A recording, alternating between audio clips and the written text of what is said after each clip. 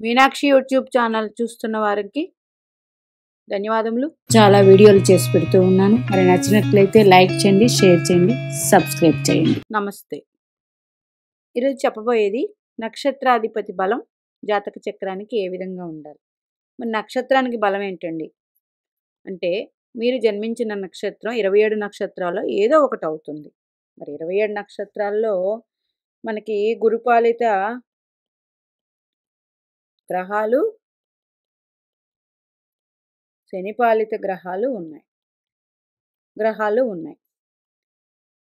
అందుచేత మనకి 27 నక్షత్రాలు 12 రాశులు అంటే, మీ చంద్రుడు ఏదో ఒక రాశిలో ఉంటాడు. మకర రాశో, కుంభరాశో, మేషరాశో, అది రాశి. రాశ్యాధిపతి వేరు, నక్షత్రాధిపతి వేరు అవుతుంది. ఎలాగండి అది? రాశ్యాధిపతి మేషరాశి అంటే కుజుడు. మరి మేషరాశిలో ఉండే నక్షత్రాలు అశ్విని, భరణి, కృత్తిక. అంటే ఎన్ని ఉన్నాయి? అశ్విని కేతు నక్షత్రం, భరణి శుక్రుడు నక్షత్రం, కృత్తిక సూర్యుడు నక్షత్రం. అంటే ఒక రాశిలో వేరే గ్రహాల నక్షత్రాలు కూడా ఉన్నాయి. అందుకే చంద్రరాశ్యాధిపతి స్థితి వేరు, చంద్రుడు నక్షత్రాధిపతి స్థితి వేరు. నక్షత్ర బలం ఎలా ఉంటుంది జాతక చక్రానికి, ఏ విధంగా ఉండాలి, ఉంటే ఏమి శుభ ఫలితాలు ఉంటాయి జాతక చక్రానికి అంటే, ఇప్పుడు అశ్విని, మక, మూల, కేతు నక్షత్రం అయ్యిందండి. మరి ఈ కేతు నక్షత్రం గురుపాలిత గ్రహం. మరి పుబ్బ, భరణి, పుబ్బ, పూర్వాషాఢాల్లో పుడితే శుక్ర నక్షత్రం. మరి కృత్తిక, ఉత్తరాషాఢాల్లో పుడితే సూర్యుడు నక్షత్రం. రోహిణి, హస్త, శ్రవణంలో పుడితే చంద్ర నక్షత్రం ఇది. మృగశిర, ధనిష్ట, చిత్తా నక్షత్రాల్లో పుడితే కుజ నక్షత్రం. ఆరుద్ర, స్వాతి, శతభిషంలో పుడితే రాహు నక్షత్రం. పుష్యమి, అనురాధ, ఉత్తరాభాద్రలో పుడితే బుధ నక్షత్రం. పూర్వరవసు, విశాఖ, పూర్వభాద్రలో పుడితే గురు నక్షత్రం. మరి ఇంకా బుధ నక్షత్రాలు ఏంటి? ఆశ్లేష, జ్యేష్ఠ, రేవతి, బుధ నక్షత్రాలు. ఇలాగా నక్షత్రాలకు ఒక గ్రహం ఆధిపత్యం వహించింది. మరి అంటే అది గురుపాలిత నక్షత్రమా మీది, శనిపాలిత నక్షత్రమా మీరే చూసుకోండి. అంటే ఇప్పుడు చెప్పిన నక్షత్రాల్లో ఏ పాలిత నక్షత్రాలు తెలిసిపోతుంది. ఇప్పుడు మీరు అశ్వినిలో పుట్టారు, ఇది ఇక్కడ రాసి పెట్టి ఉన్నాను. అశ్వినిలో పుట్టారు అంటే కేతు నక్షత్రం. అంటే కేతు నక్షత్రం అంటే ఈ కేతువు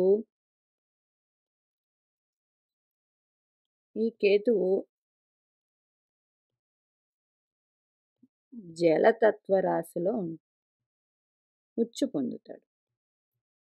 మరి జలతత్వ రాశి కర్కాటకం, మీనం, ఇంకా వృశ్చికం. కర్కాటకం, మీనం, వృశ్చికం ఇవి గురుపాలిత రాశులే. మరి మేషరాశి కూడా గురుపాలిత రాశి, ధనుర్రాశి కూడా గురుపాలిత రాశి, సింహరాశి కూడా గురుపాలిత రాశి. అయితే ఇందులో ఉచ్చు పొందుతాడు కాబట్టి ఎక్కువ బలం ఈ రాశుల్లో మీ కేతు ఉన్నాడనుకోండి. అంటే ఇది కొంచెం కన్ఫ్యూజ్గా ఉంటుంది.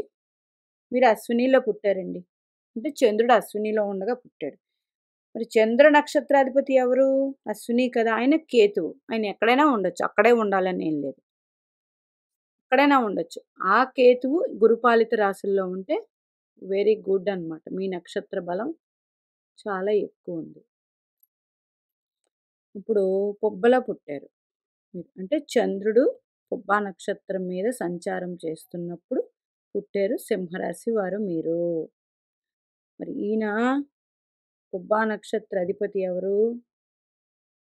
శుక్ర భగవానుడు. ఈ శుక్ర భగవాన్ రాశులేంటి? వృషభం, తుల. శుక్రుడు మీనరాశిలో ఉచ్చు పొందుతాడు. అంటే మీరు పుబ్బా నక్షత్రం వారు అయితే శుక్రుడు మీనరాశిలో ఉచ్చు కదండి, బాగుంటుంది, అది వేరే విషయం. కానీ శుక్రుడు అయినప్పుడు మీ శుక్రుడు శనిపాలిత రాశుల్లో ఉంటే నక్షత్ర బలం ఎక్కువ ఉందని అర్థం. ఇప్పుడు శ్రవణ నక్షత్రం ఎందులో ఉంది? మకర రాశిలో ఉంది. అంటే చంద్రుడు మకర రాశిలో ఉన్నాడు. శ్రవణ నక్షత్ర అధిపతి ఎవరు? చంద్రుడు. ఈయన ఈయన చంద్రుడే అయ్యాడు కాబట్టి ఈయన అక్కడే ఉంటాడు. శ్రవణ నక్షత్ర అధిపతి చంద్రుడే. చంద్రుడు మకర రాశిలోనే ఉంటారు. మరి చంద్రుడు వేరే రాశిలోకి వెళ్ళడానికి జరగదు. అలాగే చంద్రుడికి అదే రాశిలో మరి ఇది శనిపాలిత రాశి. అంటే చంద్ర నక్షత్రంలో పుట్టినవారు శనిపాలిత రాశిలో ఇప్పుడు రోహిణి నక్షత్రం అంటే చంద్రుడు రోహిణిలో ఉంటాడు. అంటే చంద్రుడు వెళ్ళి ఇప్పుడు అశ్విని నక్షత్రంలో చంద్రుడు ఉండగా పుట్టినవారు కేతువు ఎక్కడైనా ఉండవచ్చు. కానీ చంద్రుడికి మాత్రం అలా జరగదు. చంద్రుడు అక్కడే ఉంటాడు. ఆ నక్షత్రం మీదే ఉంటాడు కాబట్టి రోహిణి హస్త శ్రవణం వారికి శనిపాలిత రాశులు కాబట్టి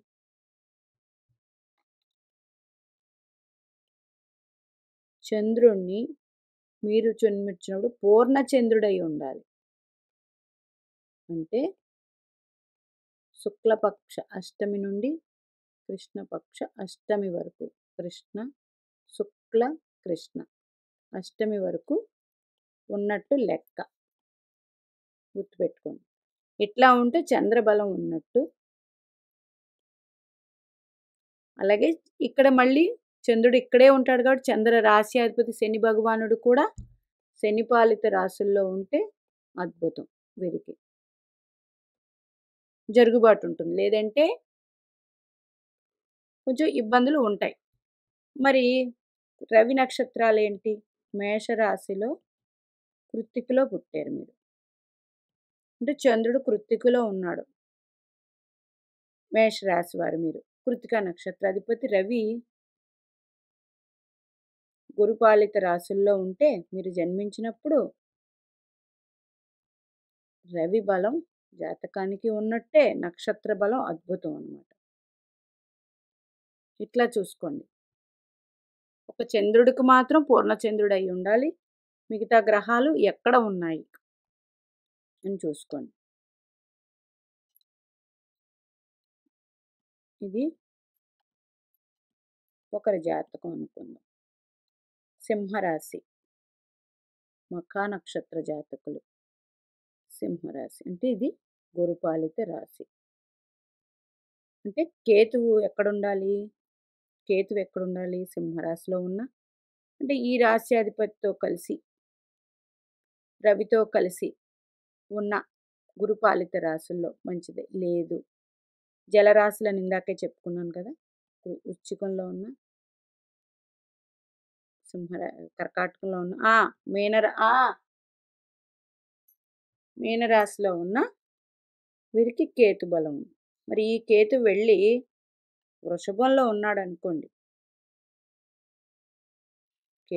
వృషభంలో ఉన్నాడు అనుకోండి. కేతు బలం తగ్గినట్టు అర్థం. ఎందుకు? వృషభ రాశి శనిపాలిత రాశి. భూతత్వం. అయితే ఇట్లాగా ఉంటుంది. ఇలా తీసుకుంటే బలం లేదు అని అర్థం. అదే ఈ కేతు వెళ్ళి మేషరాశిలో కానీ మీనరాశిలో కానీ మరి కర్కాటక రాశిలో కానీ మరి వృశ్చిక రాశిలో కానీ ధనుస్సు రాశిలో కానీ ఉంటే కేతువుకి బలం ఉందని అర్థం. అందుచేత ఆలోచించుకోవాల్సింది ఏంటంటే గురుపాలిత నక్షత్రం అయితే గురుపాలిత రాశిలో ఆ నక్షత్రాధిపతి ఉండాలి. శనిపాలిత నక్షత్రాలు ఏమున్నాయి? గ్రహాలు ఏమున్నాయి? బుధ, శుక్ర, శని, రాహువులు వీరి నక్షత్రాలు, వీరి రాసుల్లో అధిపతులు ఉండాలి.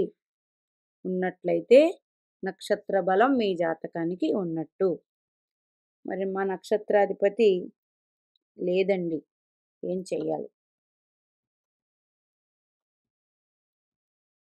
ఏం చెయ్యాలి? మీ నక్షత్రాధిపతి ఎవరో ఆ రోజు